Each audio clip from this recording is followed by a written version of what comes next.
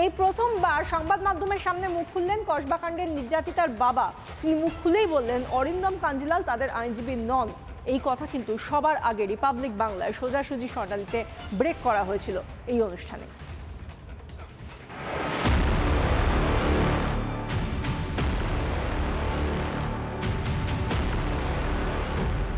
25শে June রাত 11টা 25 যখন আমার কাছে প্রথমবার ফোন আছে যে স্যার আই বিন রেপ, বিশ্বাস করুন আমি কোনো রাজনৈতিক দলের পক্ষপাতিত্ব করে বলছি না। আমি মমতা বন্দ্যোপাধ্যায়কে সম্মান করি, আমি মমতা বন্দ্যোপাধ্যায়ের সমর্থক, একদম এনে কোনো ডাউট নেই।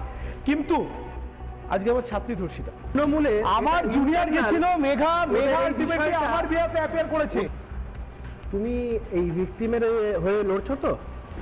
ওয়াকালাতনামায় তোমার সই আছে? না। How can you represent the victim? Kasba কাণ্ড থেকে নিজের স্বার্থ চরিতার্থ করেছেন অরিন্দম কাঞ্জিলাল। আইনজীবী সেজে ঢাক পেটাচ্ছেন নিজের।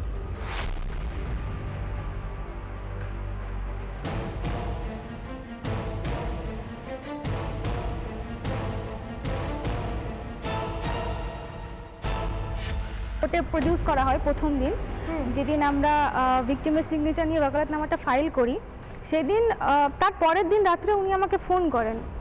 ফোন করার পর উনি আমাকে বলেন যে আমার তো ভিকটিম ফোন রিসিভ করছে না, তো তুমি কি ওর সাথে কমিউনিকেট করতে পেরেছো? আচ্ছা, এই মামলাটাই তো ওয়াকালাতনামা নেই। আমি বললাম যে ওয়াকালাতনামা নেই মানে ভিকটিম আমাকে অনুমতি না দিলে আমি অ্যাপিয়ার করলাম কি?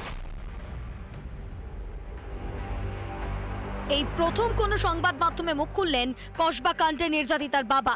রিপাবলিক বাংলাকে জানালেন তার মেয়ের আইনজীবী নন অরিন্দম কাঞ্জিলাল। অরিন্দম কাঞ্জিলাল আমার লয়ার নয়।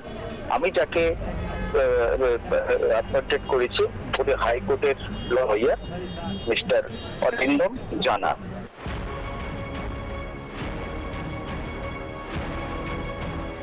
রিপাবলিক বাংলা। নানা ধরনের কন্টেন্ট দেখার জন্য লাইক করুন, শেয়ার করুন আমাদের ফেসবুক পেজ, সাবস্ক্রাইব করুন আমাদের ইউটিউব চ্যানেল।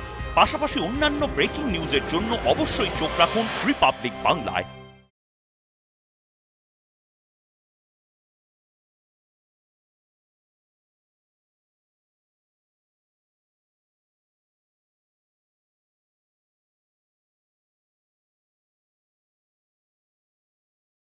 নানা ধরনের কন্টেন্ট দেখার জন্য লাইক করুন, শেয়ার করুন আমাদের ফেসবুক পেজ, সাবস্ক্রাইব করুন আমাদের ইউটিউব চ্যানেল।